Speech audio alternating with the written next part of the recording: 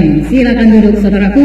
Tuhan memberkati kita semua pada hari yang indah ini, di mana kita berbakti untuk memperingati kematian Tuhan Yesus. Tapi Yesus tidak tetap mati, Yesus bangkit. Amin saudaraku. Haleluya. Ya, bangkit pada hari ketiga, nanti pada hari Minggu akan kita peringati lagi. Namun biarlah kita mengerti, walaupun kita hari ini memperingati kematian Tuhan Yesus, kita tahu bahasanya Yesus duduk di sebelah kanan Allah Bapa. Amin saudaraku. Ya, Allah kita yang hidup, ya hidup selama-lamanya. Kita saudaraku memiliki Allah yang hidup, tidak sia-sialah kebaktian ataupun ibadah kita kepadanya. Kita melihat bagaimana Yesus mati untuk semua manusia. Dia disalibkan untuk menebus dosa semua manusia. Amin saudaraku.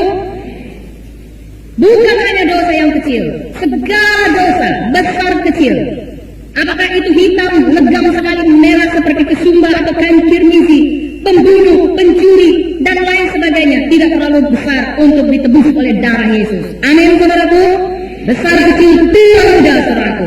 Dosa yang lalu, dosa sekarang, dosa yang akan datang, darah Yesus tersedia untuk menebusnya, bahkan telah menebusnya di kayu salib 2000 tahun yang lalu. Dan itulah yang kita peringati hari ini. Biar kita menerima berkat sepenuh-penuhnya akan salib Yesus dan darah Yesus yang telah tercurah di kayu salib. Saudaraku, setan tidak keberatan kita memakai kalung salib sepanjang kita tidak mengerti apa arti salib Yesus bagi kita.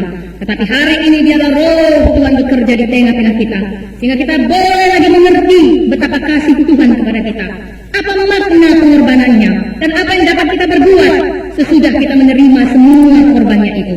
Haleluya saudaraku. Tuhan sangat bermurah kepada kita, dan kita boleh terus bertumbuh di dalam pengikutan kita kepada Tuhan. Mengapa Yesus harus menebus dosa-dosa manusia? Mengapa semua manusia di dunia ini harus ditebus dosanya? Karena semua manusia ini tidak terkecuali sudah jatuh kepada dosa. Mulai dari manusia pertama, yaitu Adam dan Hawa. Saudara yang terkasih, firman Tuhan gamblang menyatakannya. Tidak ada seorang pun yang tidak berdosa. Coba kita baca dalam buku Roma. Bukalah Alkitab saudara. Buku Roma pasal 3 ini sudah selalu sekali saudaraku dibacakan. Tetapi masih banyak manusia menganggap dirinya bukan orang berdosa. Dia adalah orang baik, atau setidak-tidaknya orang yang berusaha baik untuk menebus dosa-dosanya. Tetapi firman Tuhan di sini mengatakan, kita baca bersama-sama. Karena semua orang telah berbuat dosa dan telah kehilangan kemuliaan Allah. Semua manusia. Saudara yang kasih, saudaraku, tidak ada seorang pun, karena mulai dari Adam dosa sudah diturunkan kepada seluruh manusia. Kalau kita buka lagi Roma 5 di sebaliknya, demikianlah dosa turun kepada kita semua, sehingga tidak ada seorang pun luput daripada dosa ini. Dan akibat dosa juga sangat mengerikan. Kita baca Roma 5 ayat 12. Sebab itu sama seperti dosa telah masuk ke dalam dunia oleh satu orang, dan oleh dosa itu juga maut, demikianlah maut itu telah menjalar kepada semua orang, karena semua orang telah berbuat dosa. Siapakah satu orang itu? Adam. Karena Adam berbuat dosa, lalu semua keturunannya juga telah ikut jatuh kepada dosa. Tidak ada yang tidak jatuh. Kita diperanakkan dalam dosa, kemudian kita juga masih berbuat dosa sepanjang umur hidup kita. Itu sebabnya firman Tuhan berkata, semua manusia telah berbuat dosa dan kehilangan kemuliaan Allah yang semula. Karena kita semua sebenarnya diciptakan Allah segambar dengan Dia. Pada waktu Allah menciptakan Adam, pada waktu Adam belum jatuh pada dosa, penuh dengan kemuliaan Allah. Allah menembuskan nafasnya kepada manusia itu, rohnya berdiam di dalam manusia itu, penuh kemuliaan Allah. Tetapi oleh karena dosa, manusia kehilangan kemuliaan Allah, dan maut mulai menguasai manusia sampai sekarang ini. Roma 6 ayat 23 di sebelahnya berkata, sebab upah dosa ialah maut, tetapi karunia Allah ialah hidup yang kekal dalam Kristus Yesus Tuhan kita. Jadi akibat dosa bagi manusia ini bukan enteng saudaraku. Saya tanya saudara, apa akibat dosa bagi kita manusia? Apa upahnya? Apa saudaraku? Maut, mati. Nah, saudara berkata, Adam berdosa, kenapa tidak mati terus? Bukan badannya yang mati terus. Apakah yang mati? Rohnya. Persekutuan dengan Allah terputus. Nah saudaraku, bagi semua kita, sebelum kita kembali kepada Tuhan dengan jalan menerima Yesus sebagaimana dikatakan katakan tadi, karunia Allah adalah hidup kekal hanya dalam Kristus. Sebelum kita memiliki Kristus dalam hati kita, maka kita semua mati di hadapan Tuhan. Apa saudaraku? Mati. Firman Tuhan berkata, kamu dahulu tatkala mati dalam dosa-dosamu. Kecuali seseorang itu memiliki Yesus, ditebus dosanya oleh Yesus, diterimanya Yesus untuk jadi penebusnya, maka di hadapan Tuhan dia mati. Dengan kata lain sebenarnya, seluruh manusia ini sebenarnya sudah jatuh kepada hukuman mati, kepada hukuman kekal. Kalau mati di dunia ini, saudaraku, kemudian ditinggalkannya dunia ini, kalau dia masih terus tidak memiliki Yesus, maka datang kematian kekal menunggu dia selama-lamanya di neraka. Itulah nasib manusia ini kalau dia tidak dilepaskan oleh Tuhan Yesus. Itu sebabnya, saudaraku, hari ini kita peringati betapa baiknya Tuhan itu, karena oleh Yesus kita semuanya boleh lepas dari hukuman kekal. Amin, saudaraku. Mengapa? Karena Allah itu Allah yang kudus dan Allah yang adil. Keadilannya menuntut setiap dosa harus dihukum. Kekudusannya menuntut tidak ada dosa yang bisa masuk ke surga. Tidak ada jalan bagi manusia untuk masuk ke surga. Tapi juga Allah kita adalah Allah yang kasih adanya. Amin, saudaraku. Firman Tuhan berkata dalam 2 Petrus 3 ayat 9, Tuhan masih menunggu. Tuhan tidak mau seorang pun binasa, tetapi dia panjang sabar karena dia mau semua orang bertobat kembali kepada hidup yang kekal. Namun saudaraku, Tuhan tidak bisa berkata, yalah, aku kepingin kalian semuanya sampai ke surga. Dari itu apapun dosamu udah aku tutup mata aja, ya. Udah masuk semuanya, ampuni dosamu. Tidak bisa, saudaraku. Setiap dosa harus dihukum. Semua kita harus dihukum. Itulah ganjaran bagi dosa kita. Sekali lagi saudaraku, Tuhan memberi jalan keluar bagi manusia oleh kasih-Nya. Siapakah yang diberinya untuk menebus ataupun mengurus persoalan dosa ini? Yaitu anaknya sendiri, Tuhan Yesus. Kalau saya mengasihi saudara, saya mau untuk menebus dosa saudara, tak bisa. Karena saya sendiri sudah tergadai dalam hukuman dosa. Kalau saudara mengasihi anak saudara, saudara mau menebus dosa saudara, tidak bisa. Karena saudara sendiri sudah masuk dalam kutukan dosa. Tidak bisa mengeluarkan orang kalau kita sendiri sudah dalam penjara dosa. Itu sebabnya perlu seorang yang tidak berdosa, yang berada di luar penjara dosa, di luar kerajaan setan, untuk kembali kita keluar daripada kerajaan setan, keluar daripada penjara dosa, keluar daripada hukuman kekal itu, yaitu anak Allah yang tunggal, Tuhan Yesus Kristus.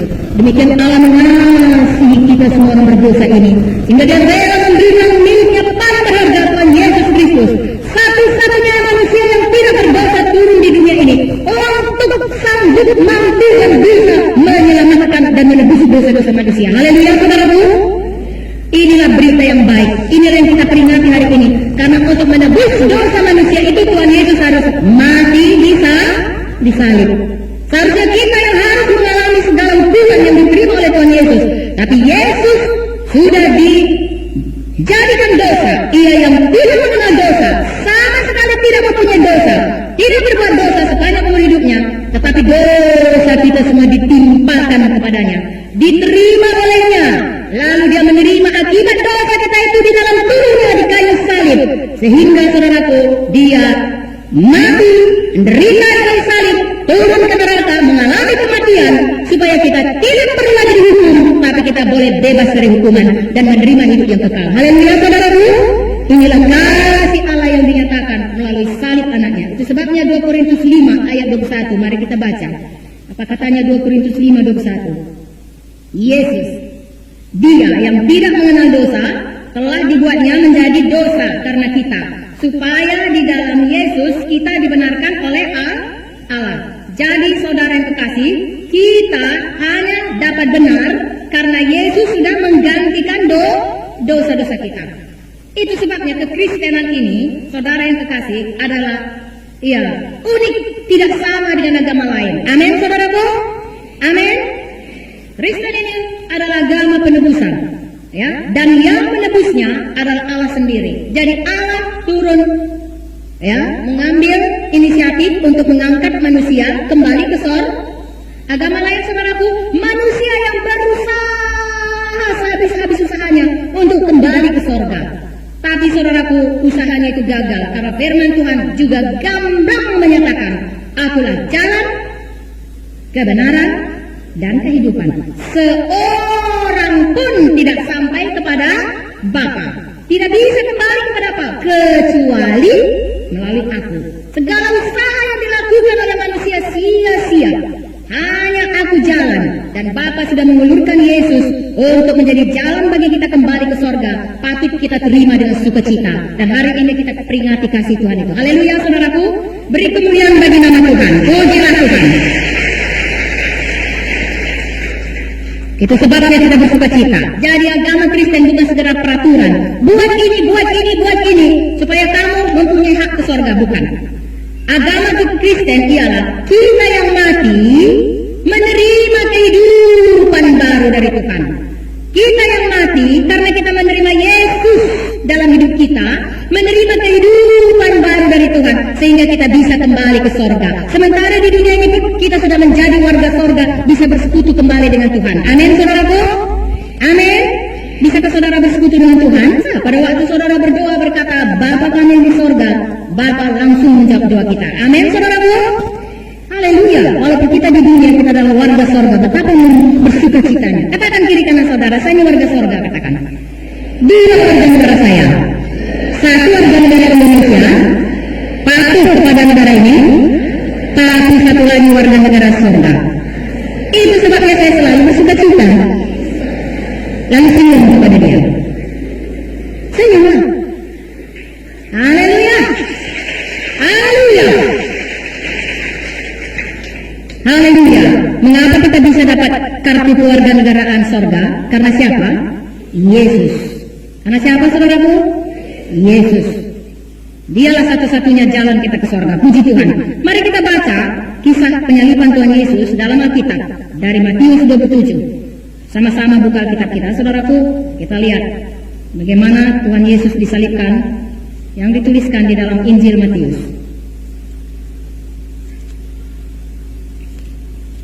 Pasal 27.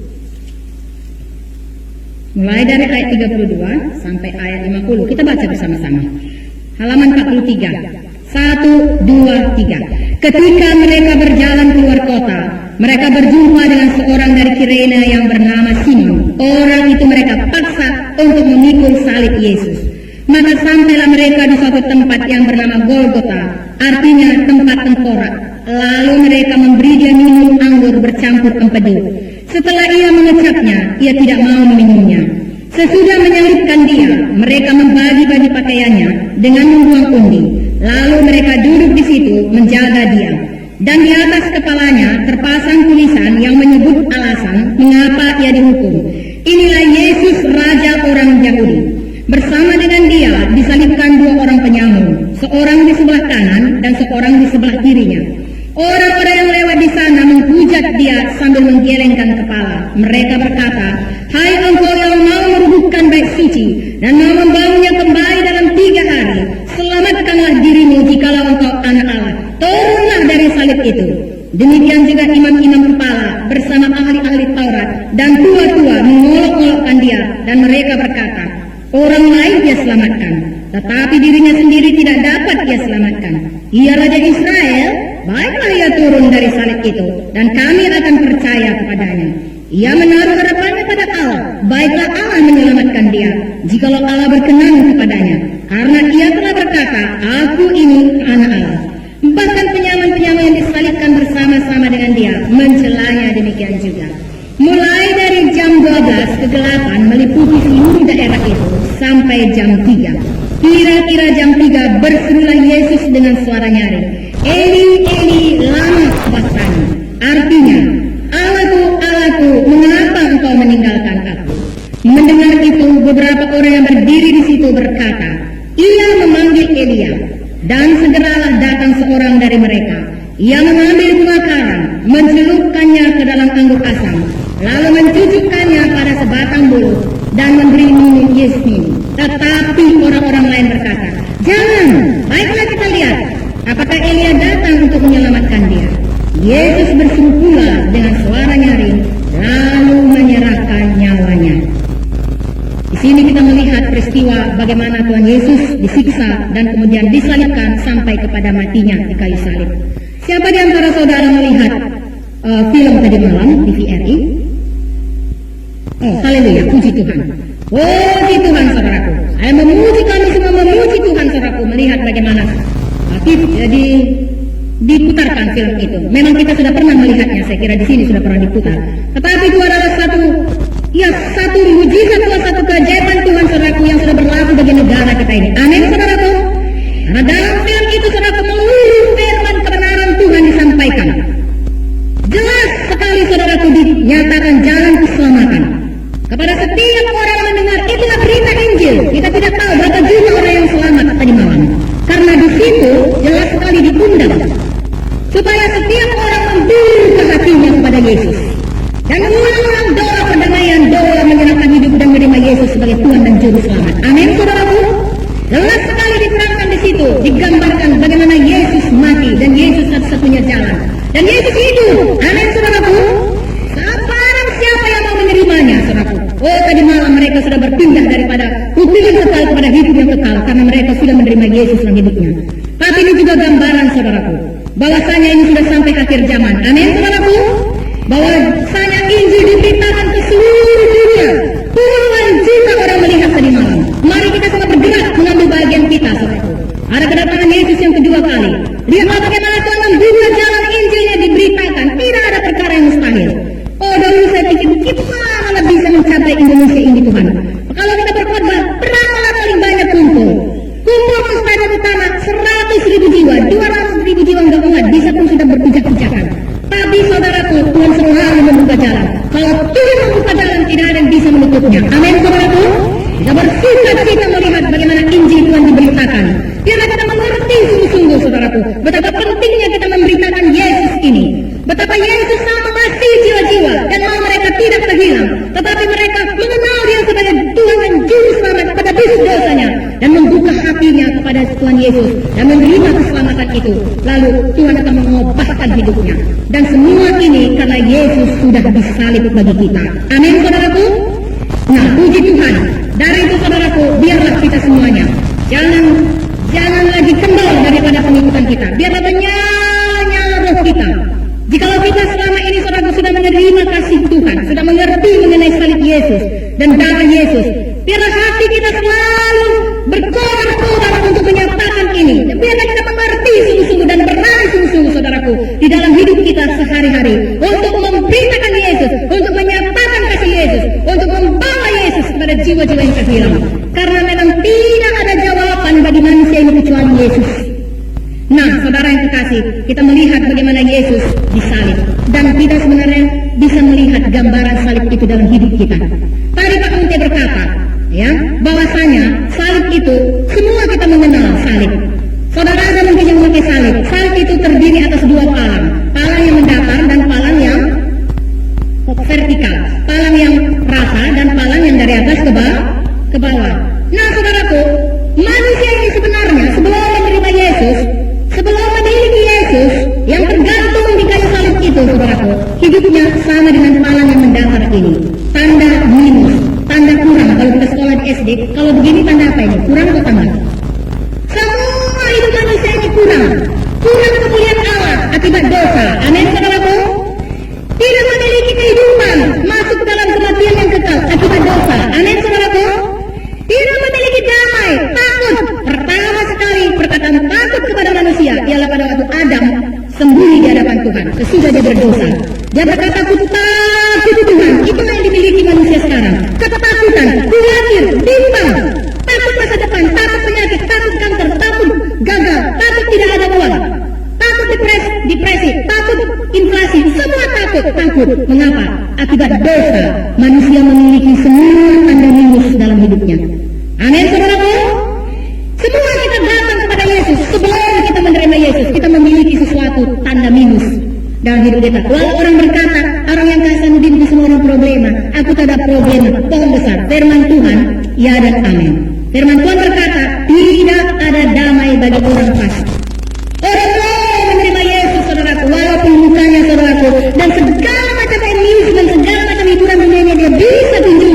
Tapi firman Tuhan tetap berkata tidak ada damai. Kurang damai, minus damai dalam hati manusia ini. Amin, saudaraku.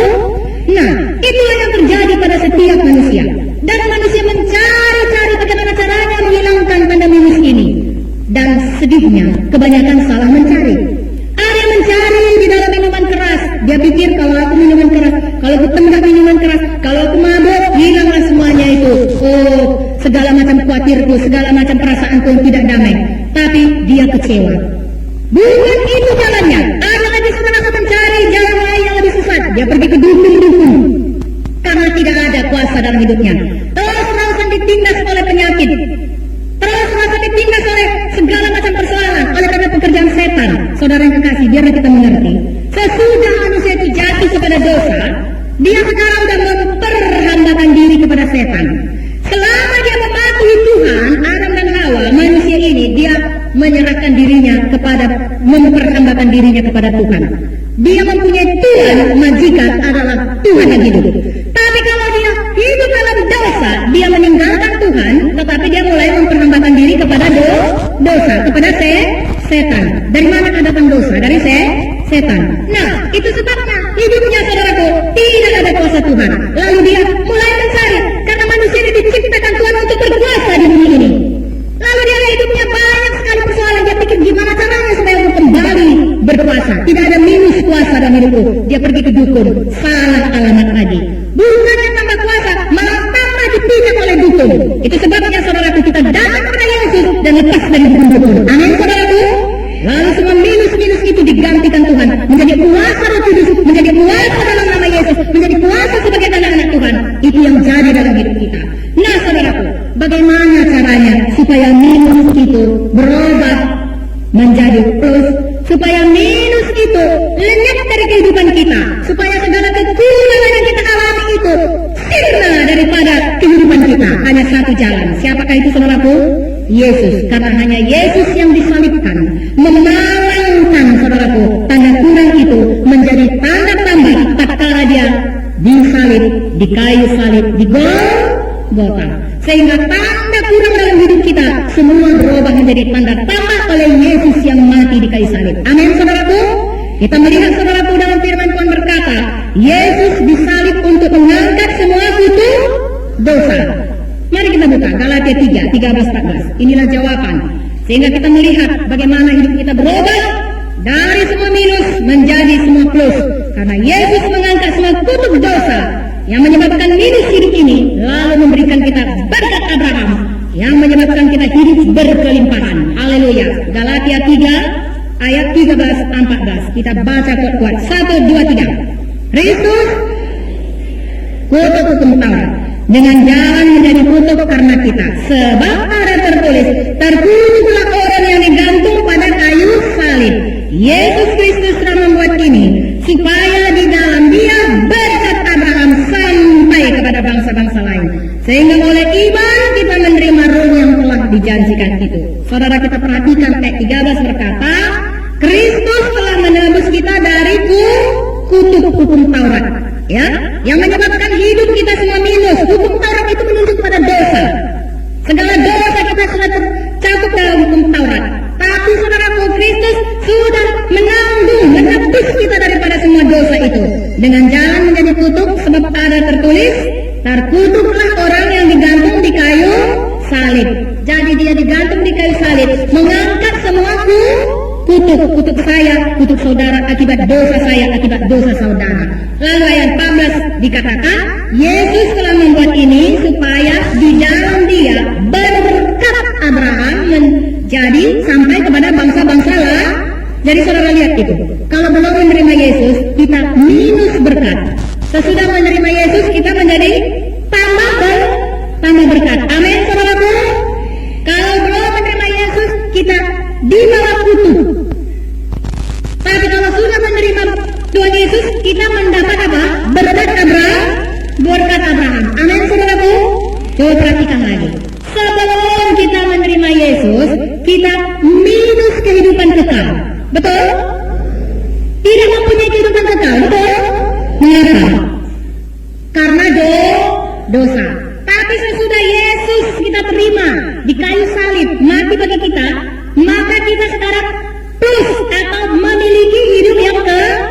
Yang mana kita pilih? Tanda minus atau tanda plus? Kurang atau tambah? Kutuk atau berkat? Punya Yesus atau tidak punya Yesus? Karena Tuhan berkata, siapa yang memiliki Yesus, dia memiliki hidup yang ke. Kalau tidak memiliki Yesus, tidak memiliki hidup yang ke. Jadi yang mana kita pilih? Kurang Yesus atau tambah Yesus? Kurang hidup kekal atau tambah hidup kekal? Firman Tuhan berkata, pencuri datang untuk membinasakan, tapi Yesus datang untuk memberikan hidup yang berkeliling. Jadi kalau tidak ada Yesus, hidup kita dikuasai oleh pencuri, mencuri, membunuh, membinasakan. Dengan Yesus, apa yang kita dapat? Saudaraku, berkat hidup yang berkeliling.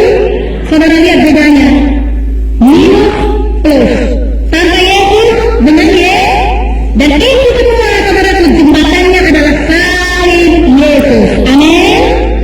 Di luar salib Yesus yang kita terima untuk menjadi penebus bagi dosa-dosa kita, kita semua kurang semuanya. Mulai itu kurang hidup yang kekal, kurang kesehatan, kurang berkat materi, kurang damai, kurang sukacita. Lalu oleh salib Yesus yang kita percaya